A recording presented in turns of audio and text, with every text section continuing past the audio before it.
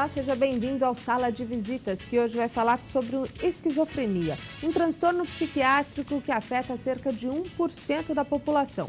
O nosso entrevistado é o José Orsi, diretor adjunto da ABRE, Associação Brasileira de Familiares, Amigos e Portadores de Esquizofrenia. Seja bem-vindo, José. Muito obrigado pela oportunidade, agradeço de estar aqui para falar desse transtorno mental tão severo na população brasileira. Muito importante esse bate-papo e a gente recebe também a Cecília Vilares, diretora adjunta da ABRE. Obrigada pela presença, Cecília. Obrigada pela oportunidade de estar aqui conversando. Estima-se que 70 milhões de pessoas no mundo sofrem com esquizofrenia. Aqui no Brasil esse número passa de 2 milhões. Queria que vocês explicassem para a gente o que é esse transtorno, o que é essa doença. Então, eu posso explicar de cátedra, né? Porque eu sou uma pessoa sou portadora, uma pessoa que tem esquizofrenia, né? E é um transtorno mental severo, grave, e ele se tipifica, ele se apresenta como um descolamento da realidade, né? Então, ele tem sintomas positivos, que são delírios e alucinações, e também sintomas negativos, que são falta de vontade de fazer as coisas, falta de prazer em fazer atividades que você inicialmente tinha vontade, fazia anteriormente à doença, né?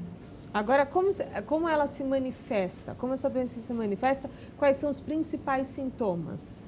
Então, como eu te disse, os sintomas, eles ocorrem da seguinte maneira. Os sintomas positivos são os delírios, podem ser delírios persecutórios, delírios de grandeza.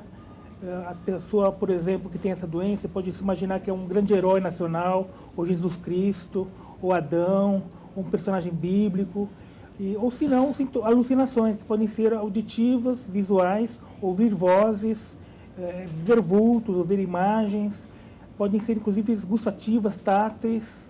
Né? E tem uma idade para essa doença se manifestar? Geralmente mais na fase adulta ou também em crianças? Tipicamente falando, em geral, né, porque há exceções, né, ela se apresenta no final da adolescência e começo da vida adulta. Por quê? Na verdade, não existe exatamente um motivo médico, clínico, psiquiátrico para definir o porquê. Mas estima-se, por exemplo, que essa frequência ocorre com a poda neuronal que ocorre nessa idade. Né? Pode ser, eventualmente, um mecanismo mental que ocorre no cérebro, né? E pode, quando mal feito, eventualmente, acarretar esse tipo de doença. Mas a esquizofrenia pode, raramente, ocorrer na infância e também depois da vida adulta, a partir dos 27, como foi meu caso, e até 40 anos de idade. 45, como o caso da minha irmã, que também tem esquizofrenia. Por exemplo, o que pode desencadear esquizofrenia? Drogas, o uso de drogas, isso pode acontecer? Sim, a maconha, né, é o tipo de droga que causa um fator disparador da doença. Que é disparador, a pessoa já tem, mas ela é despertada por causa da droga. A pessoa tem o que a gente chama de a vulnerabilidade para a doença. Quer dizer, hoje o que a gente acredita é que a esquizofrenia, assim como alguns outros transtornos mentais, são doenças do neurodesenvolvimento. Elas estão relacionadas, de alguma maneira, ao neurodesenvolvimento da criança, já às vezes intrauterino. Só que isso não se manifesta logo ao nascer, quer dizer, a pessoa nasce, cresce, se desenvolve, às vezes já apresenta alguma dificuldade no desenvolvimento, às vezes não. Quando a gente sempre faz a história retroativa, né, quando alguém adoece. E às vezes você vai olhar para trás e falar, realmente era uma criança que pouco interagia, brincava muito sozinha, ou era extremamente tímida. Tem essas características? Tem, mas elas não são dominantes. É isso que torna tão difícil a gente entender. Mesmo porque uma criança tímida não necessariamente pode ser absolutamente. Desenvolver esquizofrenia mais tarde. Exatamente. Então, um dos grandes desafios é que nenhum dos sintomas da doença é específico da doença. Então, a gente não tem um sintoma que você fala, né, esse quando tem, comprova que a pessoa tem esquizofrenia. Existem muitos debates hoje sobre aonde um diagnóstico encontra o outro, né? E existem correntes de pensamento, mas a gente, para não complicar muito, eu acho que o Zé falou é bastante correto e importante de ser ressaltado. A pessoa que desenvolve esquizofrenia, em algum momento da vida, ela começa a ter percepções da realidade muito diferentes daquela que você, eu e todos nós temos. né? Ela se descola da realidade, ela começa a construir uma versão da realidade que para ela é absolutamente real e experienciada, que é diferente da nossa. E aí começam todas as dificuldades de convivência no mundo. E o que a gente percebe é sempre um resultado do sofrimento que a pessoa está vivendo. Então, a gente pode dizer assim que um dos grandes desafios para começar a tratar a doença é o diagnóstico. Exatamente. É o diagnóstico porque o diagnóstico ele é sempre longitudinal. Você, num primeiro surto psicótico que a pessoa apresente, ou nas primeiras alterações, não se pode dar o diagnóstico. Depende um tanto do tempo e da maneira como vai evoluir esse quadro de sintomas. Então, depende do tempo, depende de um olhar muito afinado, depende de uma boa sintonia com a pessoa que atende o paciente. E, às vezes, demora muito tempo realmente para fechar, como a gente diz, o diagnóstico. E isso também começa com os cuidados da família, com a percepção da família. Sim. Que também é difícil, que também é complicado. Às vezes a família não enxerga ou não quer enxergar isso, né? É, porque alguns dos sintomas, como eu estava dizendo, a pessoa sofre e ninguém vê esse sofrimento. O que aparece é o comportamento que fica alterado.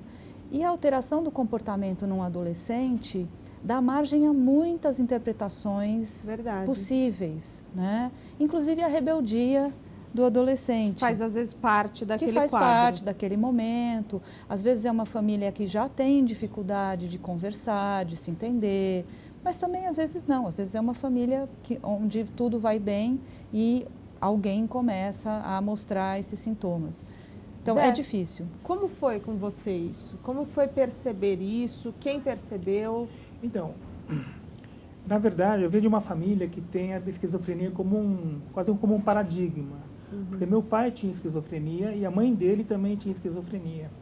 E desde o começo da adolescência, minha mãe ela se preocupou em me levar para psiquiatras e psicólogos, né, para tentar, eventualmente, detectar algum tipo de distúrbio precocemente, né, para que eu não viesse a ter uma situação como a do meu pai, né, que ficou cronicamente doente, internado durante muito tempo, inclusive, que era outros tempos, inclusive, né.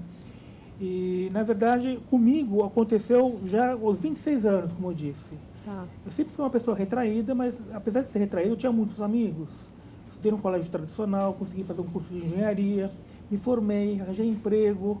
Depois de 5 anos de formado, quando eu estava já sendo pleiteado, quando eu estava sendo para ser transferido para uma outra obra de grande porte, que eu era engenheiro fiscal de obras, eu tive uma grande depressão. Então, meu primeiro surto esquizofrênico, ele não ficou tipicamente formado como uma esquizofrenia, como um surto esquizofrênico, um surto psicótico, porque ele, da depressão, ele me impossibilitou de continuar trabalhando. Foi só no meu segundo surto que, de fato, eu tive um surto tipicamente esquizoide, esquizofrênico, psicótico. E aí eu fui diagnosticado, eu inclusive nem morava aqui no Brasil, eu morava nos Estados Unidos, no meu segundo surto. E aí ele foi constatado e eu tinha que fazer uso de medicação psiquiátrica para o resto da vida. O que é interessante dizer é que no meu primeiro surto, aparentemente, não foi dado um diagnóstico para mim, mas aparentemente o diagnóstico foi de bipolaridade, que muitas vezes é confundida com esquizofrenia. E, de fato, é tão confundida que meu diagnóstico realmente é esquizofrenia com bipolaridade, chama-se esquizoafetividade.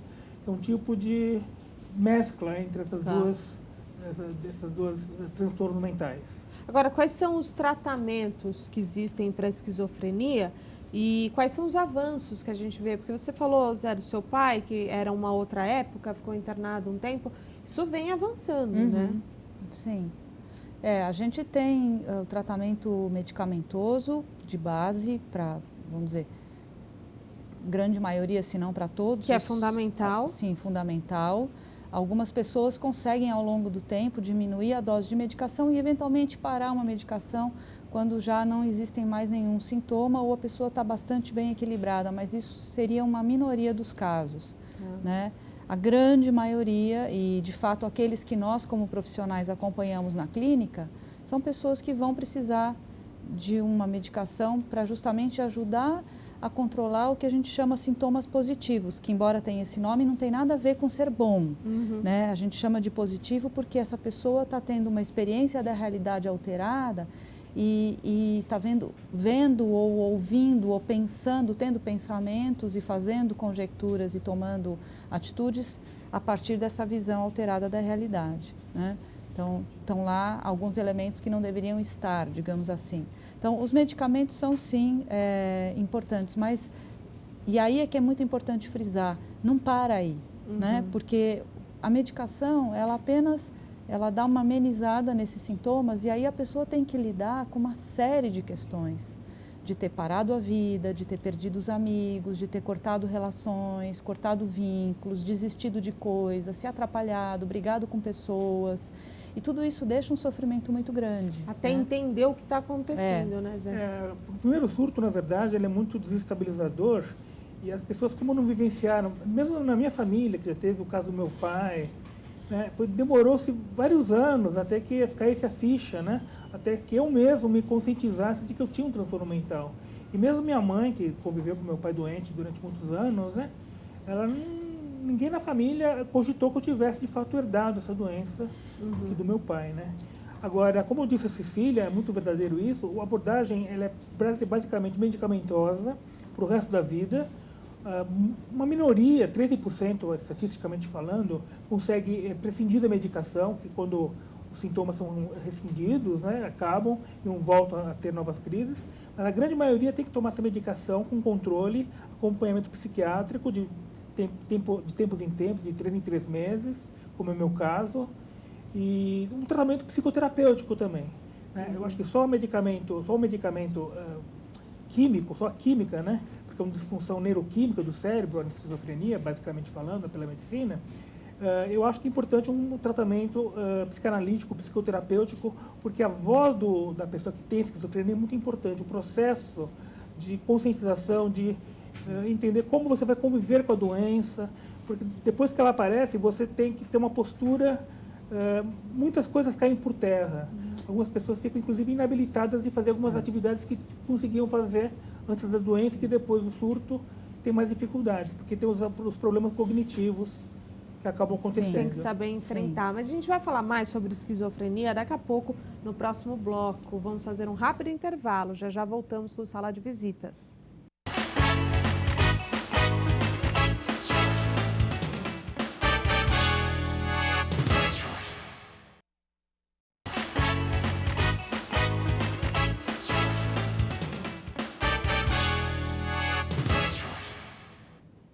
Estamos de volta com o programa Sala de Visitas, hoje falando sobre esquizofrenia. Continua o bate-papo com José Orsi e Cecília Vilares, diretores adjuntos da ABRE, Associação Brasileira de Familiares, Amigos e Portadores de Esquizofrenia.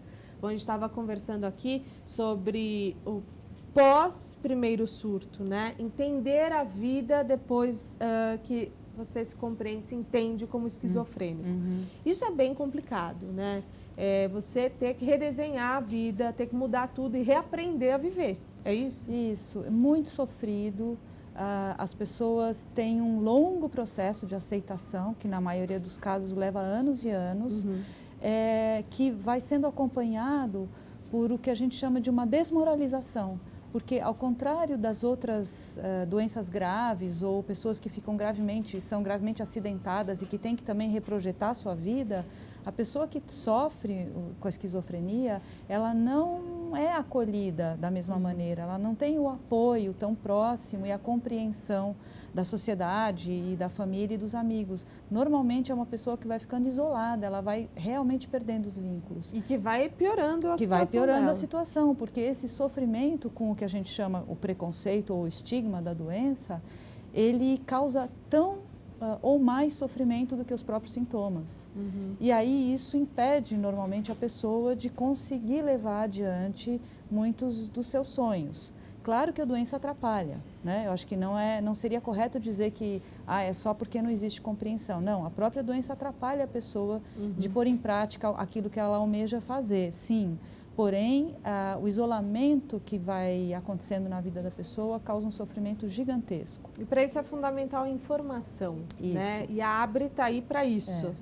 É informação com apoio, com educação maior para a comunidade, que é o que a gente tenta fazer através de oportunidades como essa, né? Então, levar informação para as pessoas através da possibilidade delas fazerem perguntas, dialogarem, se aproximarem. O que a gente percebe é que quando você chega perto, você percebe que por trás daquilo que é o rótulo, né, existem pessoas com as suas histórias, seus desejos, né? E eu acho que nada mais importante do que ter, por exemplo, o José Alberto aqui ou tantas outras pessoas que estão conosco na ABRE e que são pessoas que têm uma experiência vivida de esquizofrenia para proporcionar essa experiência que pode ser transformadora.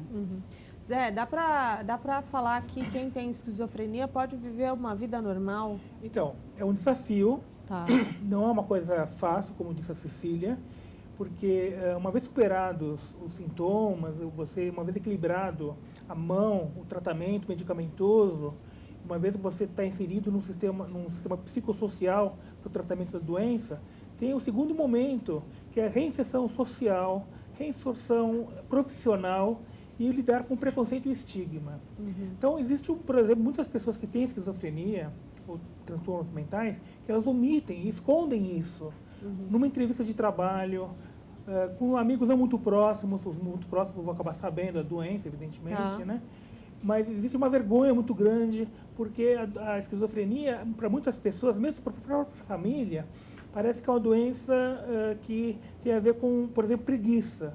Porque a pessoa fica, por exemplo, muitas vezes prostrada, não consegue acordar muito cedo, deixa de fazer atividades que fazia anteriormente, antes da doença, né? A própria medicação atrapalha nesse sentido, porque ela é uma medicação que ceda, de maneira geral, a pessoa passa a ter mais sono, né? Então, e aí acaba influenciando também. Influenciando. E a perda dos projetos de vida, né? A perda um pouco da razão de viver. E, então, o que a ABRE faz? A ABRE, ela tenta estabelecer, através dos seus projetos, primeiro, uma rede de solidariedade, de verdade. Quer dizer, a gente tem uma série de ações de apoio, seja presencialmente ou virtualmente. A ABRE hoje gerencia, acredito, o maior grupo virtual de ajuda mútua em saúde mental do país. Legal. Que é um grupo ancorado no Yahoo, né? Tudo isso dá para saber entrando no site da ABRE, que depois a gente pode divulgar. Mas nós temos também grupos permanentes de acolhimento para pessoas com esquizofrenia e para os familiares. Temos muitas ações de apoio, de acolhimento, de educação. São essas ações? Né? São através de palestras, através de encontros, através das nossas oficinas, que são oficinas culturais, que nós promovemos para pessoas com esquizofrenia, familiares, amigos, qualquer pessoa que seja associada da ABRE pode participar. Né? E alguns projetos que a gente cria pontualmente para levar conscientização. Informação, exatamente, né, informação e conscientização, né, as duas coisas juntas. E vocês conseguem ver uma evolução dessas pessoas que estão ali, dos familiares, das próprias pessoas que têm esquizofrenia? Tem como observar essa evolução? Tem. A gente teria, assim, muitas histórias bonitas para contar, se desse tempo aqui. Conta uma. Conta do Wagner, né? Pode contar, porque o Wagner faz parte do grupo Comunidade de Fala, que é um projeto da ABRE, né, que é um projeto formado por atualmente oito palestrantes, todos eles com experiência vivida de algum transtorno mental, mas uma boa parte com esquizofrenia, né? Então, são pessoas públicas hoje em dia. E fala um pouquinho do Wagner. Então, a gente tem um grupo de acolhimento na ABRE, e nesse grupo a gente percebe que as pessoas elas se revitalizam e elas acabam tendo uma qualidade de vida melhor, mesmo sendo uma vez por semana apenas esse encontro. E um desses rapazes, né, que frequenta a ABRE, que é associado da ABRE, é que é muito querido nosso, o Wagner, né, que depois de frequentar o grupo de acolhimento, ele acabou arranjando uma namorada e acabou virando referência, inclusive, nessa área de saúde mental. Foi entrevistado por vários programas da televisão. Teve um livro editado baseado na vida dele, por um trabalho de formatura de 2 jornalistas. É uma pessoa que vive uma qualidade de vida espetacular dentro da possibilidade dele, né? É claro que... E mesmo tendo que manejar os sintomas, quer dizer, isso que é muito importante. O elemento da esperança, né, e o elemento de você se manter conectado e com um controle da tua vida, são alguns, né, dos elementos importantíssimos para o que a gente chama de processo de recuperação ou superação da doença na doença. Ou seja, você não vai deixar de ter a doença, mas você vai viver constantemente superando as barreiras que ela te coloca. Né? Exatamente, eu acho que o que a Cecília colocou é muito verdadeiro, porque você tem que ter um controle diário, basicamente, né? Porque é como se fosse um diabetes. Você necessita do controle, você necessita do tratamento psicoterapêutico e os desafios são diários. Diários. E cada situação nova é uma situação que muitas vezes é difícil. Eu, por exemplo, estou começando nesse semestre, né, uma disciplina de pós-graduação para eventualmente fazer um mestrado. E é um desafio novo na minha vida, né? Meu médico, que me tratou em Miami, né, na minha segunda crise, e naquela época eu estava fazendo mestrado nos Estados Unidos, né? Ele falou que eu não ia ter condições de terminar o mestrado. Olha. Mas eu terminei o MBA nos Estados Unidos e consegui trabalhar, inclusive, na Microsoft. Olha que legal. Então, na verdade, a gente não pode desistir da pessoa. Cada pessoa tem sua dificuldade, cada pessoa tem seu momento. E, na verdade, a gente não pode achar que a pessoa não tem futuro. Sempre há uma possibilidade de crescimento social, profissional, de qualidade de vida muito possível, sendo propriamente tratada e acolhida pela família e pelos amigos, né? É fundamental quando a gente tem um desafio, chegar num lugar, numa ação, como por exemplo a Abre faz, e perceber que não está sozinho, né? E que tem pessoas que passam pela mesma coisa que você e tem pessoas que te aceitam do jeito que você é e lutam junto, né? Isso é fundamental para quem tem algum desafio. E os livros, os manuais antigamente, eles ressaltavam muito que a pessoa com esquizofrenia era uma pessoa que ficava com o afeto embotado e não tinha, como se ela não vivesse, não sentisse, não desejasse. Hoje a gente sabe que não é bem assim. Né? Essa pessoa ela vai se retraindo como uma defesa, muitas vezes, para não sofrer mais. E quando a gente consegue estruturar, né, um lugar como nós estruturamos na Abre, que acolhe as pessoas, né, e proporciona a elas experiências de se relacionar num ambiente acolhedor, em que elas são respeitadas, ouvidas, você percebe que elas têm um mundo, né, de afeto para trocar e que isso é restaurador, né? E eu acho que é isso que a gente vem fazendo ao longo desses anos, né? Eu conheci a Abre em 2003, quando, através de uma palestra que eles davam, que era conversando sobre esquizofrenia, que ocorriam 4 vezes por ano. Por uma série de motivos, essas palestras públicas deixaram de acontecer, mas eu sou muito grato à Abre e conheço muitas pessoas que se descobriram na Abre, né? Porque a Abre, de fato, dá muita oportunidade de crescimento humano mesmo, né? Esses grupos culturais, artísticos culturais, que é o Laboratório de Criação Casa Azul, a gente consegue fazer com que pessoas que não tinham uma ocupação durante o dia estejam produzindo arte, estejam produzindo coisas bonitas, né? Artes plásticas, teatro, música, escrita, filosofia, yoga. Então, isso é muito enriquecedor. É um processo de crescimento, né? Uma coisa que vem-se a cada dia, a cada mês que passa, você percebe que as pessoas vão se envolvendo nesse processo muito bonito de se perceber como socialmente elas são importantes e se valorizarem. A família também participa disso, isso que é muito bonito. Muito bom. José, Cecília, muito obrigada pela presença de vocês, parabéns pelo trabalho de vocês.